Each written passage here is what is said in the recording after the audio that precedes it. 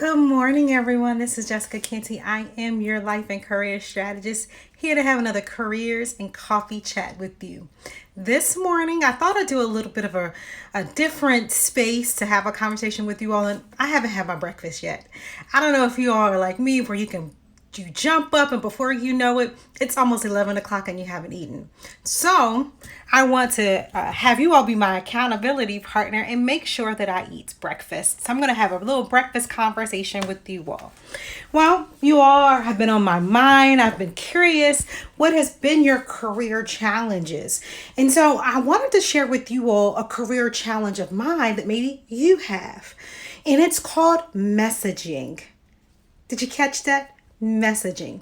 So sometimes when we're writing our resume or we're sitting in an interview, perhaps we are on a live Zoom interview, perhaps we're even on a telephone interview, we get asked a question that stumps us. Like, how do I answer that in the way that I know that they want me to answer the question?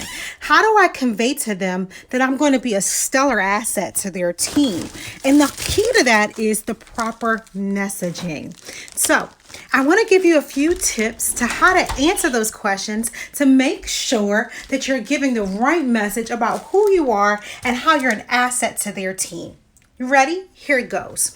One of the very first tips is to understand the question underneath the question. What do I mean by that? Understand the question underneath the question. So if a client asks me, so what do you do? How do you help people? They want to know the results I get from my clients.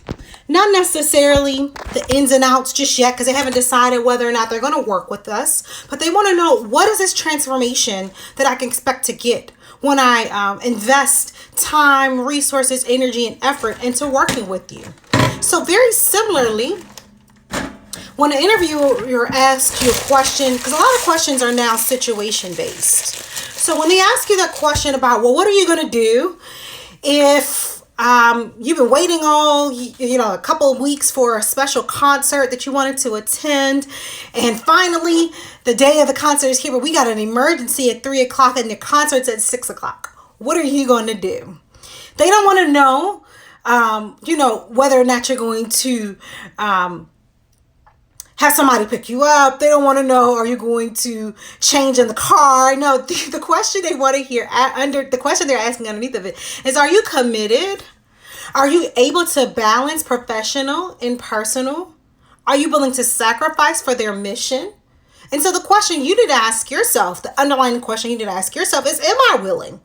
I spent the money, I've invested in the time to go to this concert. Do I really want to give this company my personal time, my personal space? Hello, gorgeous warrior. Wonderful to see you. So when we're asking these questions about messaging, the question is, what is the underlying question? When we figure out what the underlying question is, that is how we answer it. And that is how the person feels confident in our skills. So go back to the example I was talking about. When a client asks me, what is the transformation that I'll get? They want to know, when I work with you, when I invest my time and energy with you, what can I expect to get? So of course my answer is always that I love helping people go from unfulfilled jobs to their dream careers.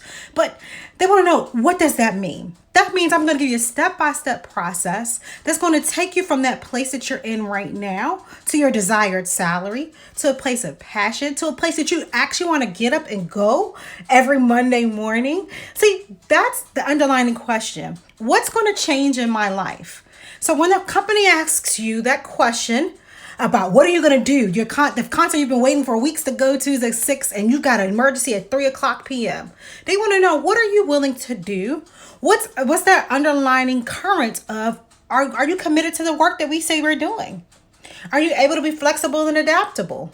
But you got to ask yourself, am I willing to be flexible and adaptable for this particular mission? All right, you all. Welcome to my conversation about that underlying issue, that messaging issue. And what really stops candidates from being hired is the messaging on their resume, the messaging of their social media profiles, the messaging of when they get back to people when they're calling them. Now, I have HR experience. And in one of those HR positions that I served in, I actually did phone interviews.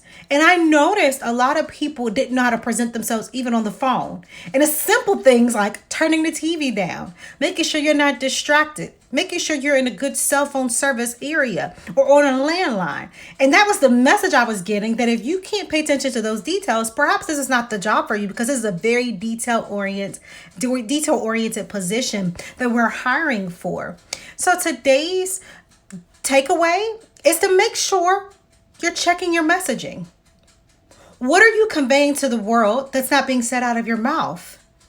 In your attire, and the way that you show up in the work that you do, and the way that you respond to tasks, and the way that you respond to even inquiries about you being a part of a team.